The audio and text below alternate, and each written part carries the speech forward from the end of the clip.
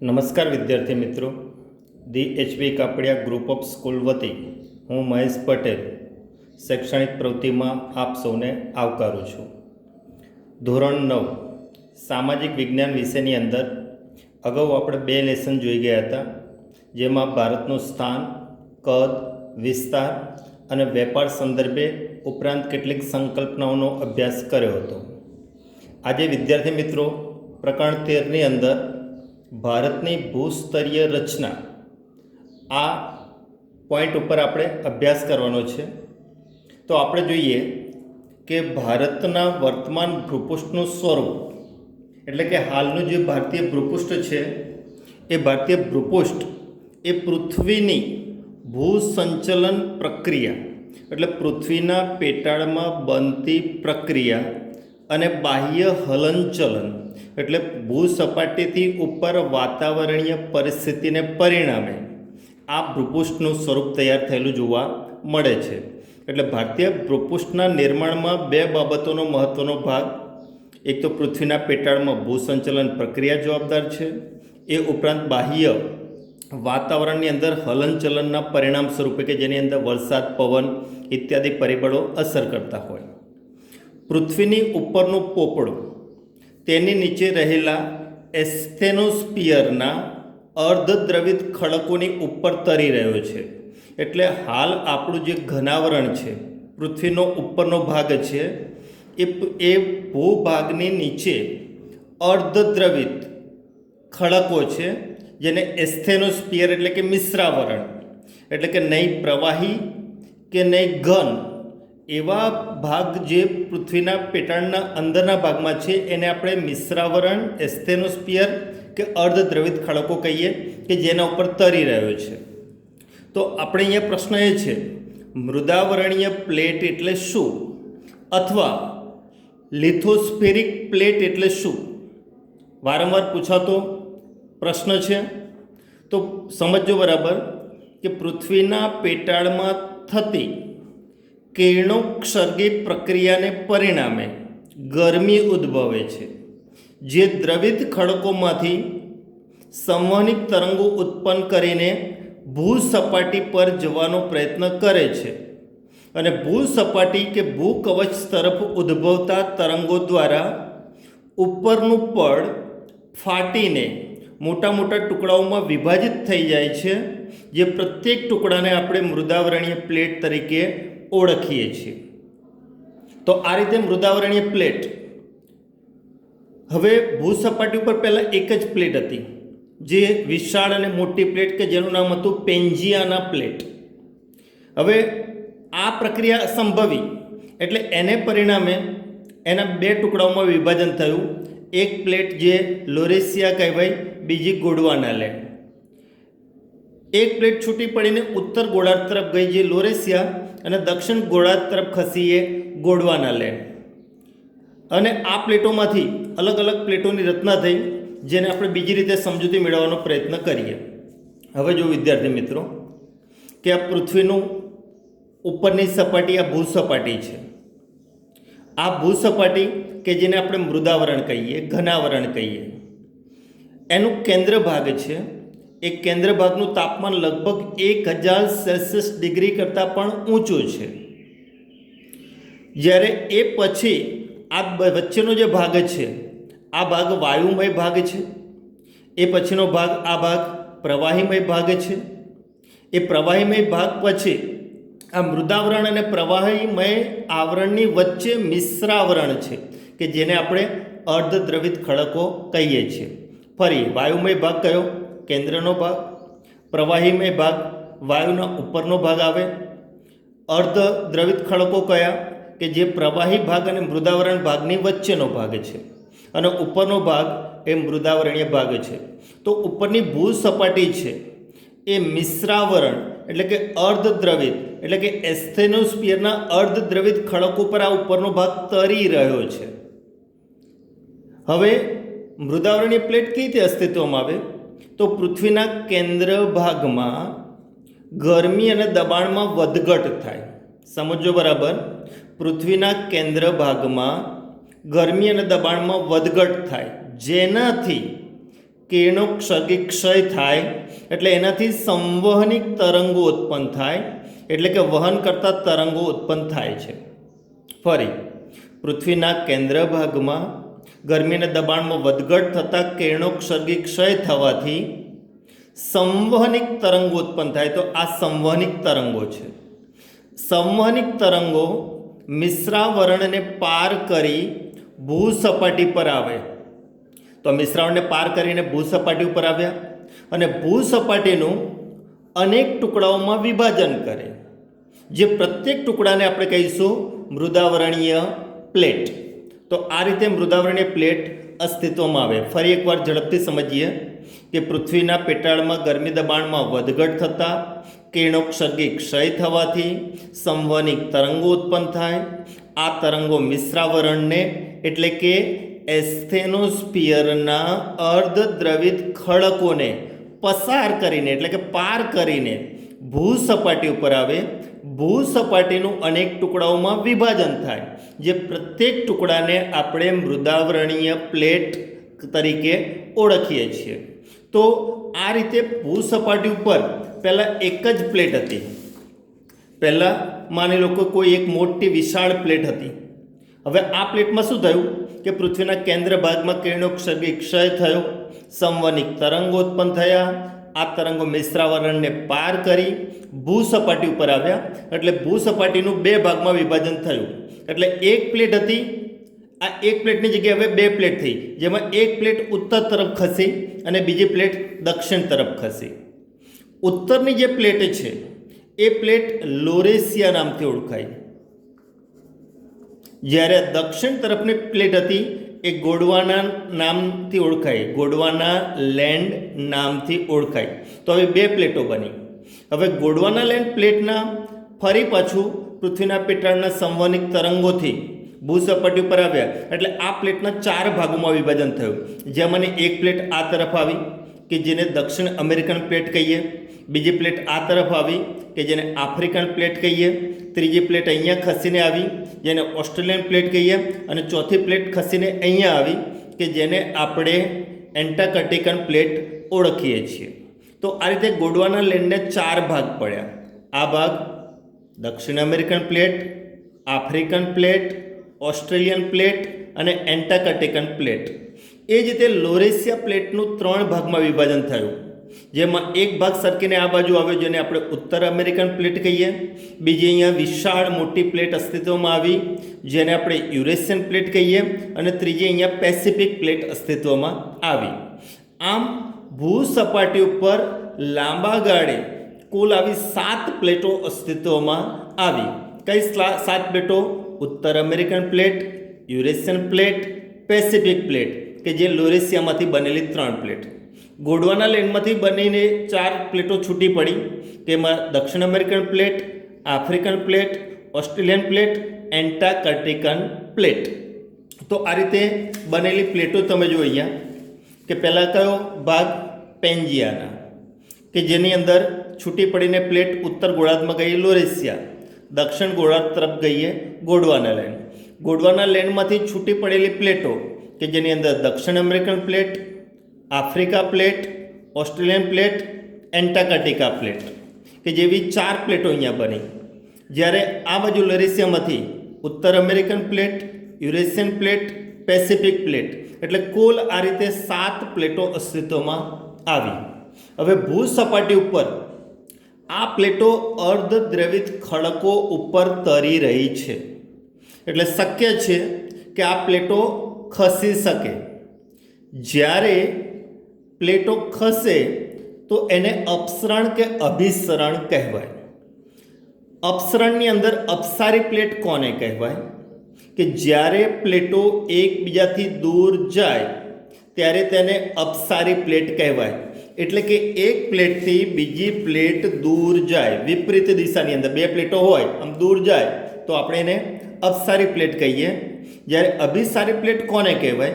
કે જ્યારે પ્લેટો એકબીજાથી નજીક આવે ત્યારે તેને અભિસારી પ્લેટ તરીકે ઓળખવામાં આવે છે. એટલે આ રીતે ભૂસપાટી ઉપર અપસરણ અને અભિસરણ થવાથી જ વિવિધ પ્રકારના ભૂમિ ભાગોની રચના થતી જોવા મળે છે. હવે આપણે જોઈએ આગળ અપસરણ અને અભિસરણ પછી કે અપસરણ અને અભિસરણની પ્રક્રિયાને લીધે અપસરણ અને અભિસરણની ક્રિયાથી ભૂપૃષ્ઠ પર સ્તર ભંગ થાય, એટલે ઉપરની ભૂ સપાટી હોય એનું ભંગાણ થાય છે અને ગેડીકરણ પણ થાય છે. તો ક્યાંક ભૂમિભાગ નીચે બેસી જાય તો એને નિમજ્જન થયું કહી શકાય. સમયાંતરે ભૂમિખંડોના આકારો સ્થાનફેર પણ થતા જોવા મળે. તો ભૂમિખંડના આકારોને સ્થાનફેર થવા પાછળનું કારણ અપસરણ અભિસરણ ઉપરાંત વાતાવરણના બાહ્ય પરિબળો જવાબદાર બનતા હોય છે. પ્લેટોના ખસવાથી જ તમે જો ક્યાંક ભૂકંપ અથવા જ્વાળામુખી અથવા ક્યાંક ગેડીકરણ દ્વારા પર્વતનું નિર્માણ થતું હોય છે કે પર્વતના નિર્માણ માટે કારણ આ ત્રણ બાબતો બને છે. ગેડીકરણને પછી આપણે જોઈએ, જો પ્લેટો વિપરીત દિશામાં ખસે, એટલે કે એક પ્લેટ બીજી પ્લેટની વિપરીત દિશામાં ખસે તો ફાટ કે ખીણનું નિર્માણ થાય. જ્યારે એક પ્લેટ બીજી પ્લેટની નજીક આવે તો મોટા ભાગે ગેડીકરણ થતું જોવા મળે છે. એને આપણે બીજી રીતે સમજીએ. માનો કે આ ભૂ સપાટી ઉપર કોઈ ભૂભાગ છે, અહીંયા બે પ્લેટો છે આપણી, આ બે પ્લેટો છે. એક પ્લેટ બીજી પ્લેટની નજીક આવે તો શું થાય છે? વચ્ચેના ભાગમાં તમે જુઓ કે એક પ્લેટ બીજી પ્લેટની નજીક આવે એટલે વચ્ચે ગેડ પડી. ગેડ પડી એટલે કે એ ભૂમિભાગ ઉપસી આવ્યો. હવે આ બે પ્લેટો એકબીજાથી દૂર જાય તો શું થાય છે? તો ધીમે ધીમે એકબીજાથી દૂર જાય તો એ ભૂમિભાગ નીચે તરફ બેસી જવું, એને નિમજ્જન થયું કહી શકાય. એટલે આ રીતે ખીણ ક્ષેત્રો નિમજ્જન થવાથી અસ્તિત્વમાં આવે. જ્યારે પ્લેટો નજીક આવે તો એનાથી ગેડીકરણ થાય. અને ગેડીકરણથી કોઈ મોટા પહાડી વિસ્તારો કે ભૂપ્રદેશો ઉપસી આવતા આપણને જોવા મળે છે. તો આ રીતે અપસરણ અને અભિસરણની પ્રક્રિયાથી વિવિધ પ્રકારના ભૂમિ સ્વરૂપોનું નિર્માણ થતું જોવા મળે છે. હવે જો આગળ, જો પ્લેટો વિપરીત દિશામાં ખસે તો ભૂમિખંડો કે મહાસાગર, એટલે મહાસાગરના તળે કે ભૂ સપાટી ઉપર ફાટો અથવા ખીણ પ્રદેશોનું નિર્માણ થાય છે. આવી પ્લેટો પર આવેલા ભૂમિખંડો નિરંતર ખસતા રહે ત્યારે આવી પ્લેટોને આપણે રૂપાંતરિત પ્લેટ તરીકે ઓળખીએ છીએ, કે જેમાં સમયાંતરે કેટલાક ફેરફાર થયેલા જોવા મળે, રૂપાંતરણ થયેલું જોવા મળે, એટલે આપણે એને રૂપાંતરિત પ્લેટ તરીકે ઓળખીએ છીએ. હવે ભારતીય ભૂભાગનું કે ભારતની ભૂસ્તરીય રચનાનું નિર્માણ કેવી રીતે થયું? હવે બીજો મહત્વનો પ્રશ્ન કે ભારત કરોડો વર્ષ પહેલાં ગોંડવાના લેન્ડ નામના પ્રાચીન વિશાળ ભૂમિખંડનો ભાગ હતો. એટલે ગોંડવાના લેન્ડ કેવી રીતે આપણે ગણાવી શકીએ?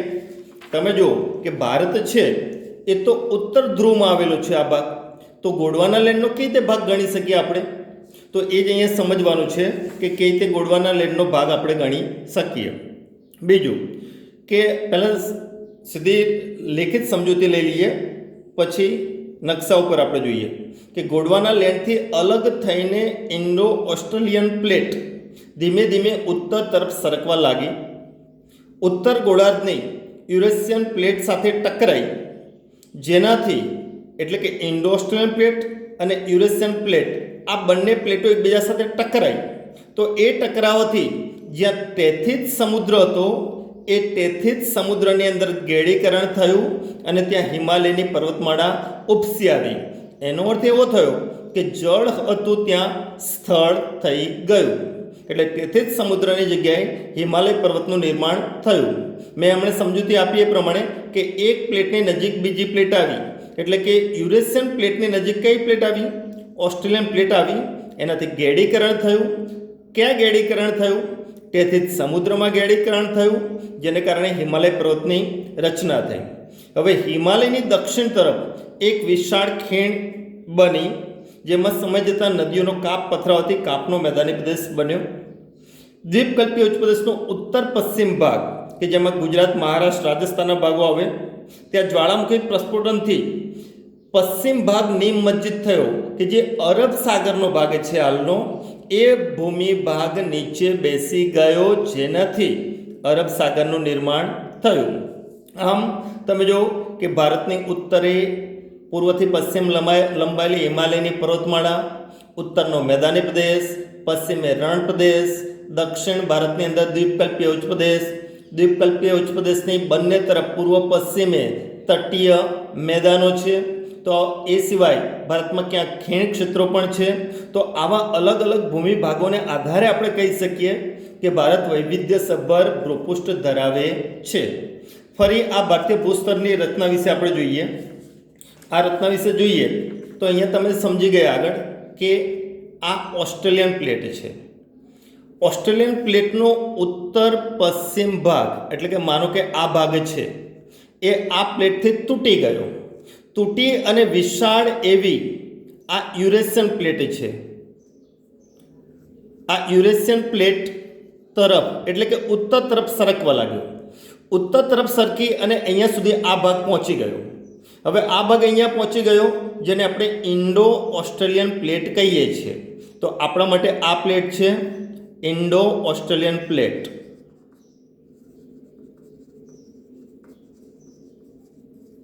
હવે આ ઇન્ડો ઓસ્ટ્રેલિયન પ્લેટ અને યુરેશિયન પ્લેટ એ બંનેની વચ્ચે પહેલાં ઘૂઘવાતો ટેથિસ સમુદ્ર હતો. પણ આ બંને પ્લેટો ટકરાઈ એટલે રૂમાલમાં મેં બતાવ્યું કે બે પ્લેટો એકબીજાની નજીક જઈ એટલે ઘેડીકરણ થયું ને એ સમુદ્ર તટનો ભાગ ધીમે ધીમે ઉપર તરફ ઉપસી આવ્યો. ઉપર તરફ ઉપસી આવ્યો એટલે ટેથિસ સમુદ્રની જગ્યાએ હિમાલય પર્વત અસ્તિત્વમાં આવ્યો. અને હિમાલય પર્વત અસ્તિત્વમાં આવ્યો એટલે થયું શું કે યુરેશિયન પ્લેટ છે એ પ્લેટની નીચે તરફ ધસી ગઈ ઇન્ડો ઓસ્ટ્રેલિયન પ્લેટ.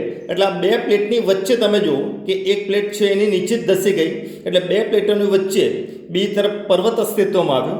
અહીંયા આપણે સમજીએ કે આ પ્લેટ છે યુરેશિયન પ્લેટ, એની નીચે ધસી ગઈ ઇન્ડો ઓસ્ટ્રેલિયન પ્લેટ. તો એનાથી અહીંયા શું થયું? પર્વતનું નિર્માણ થયું.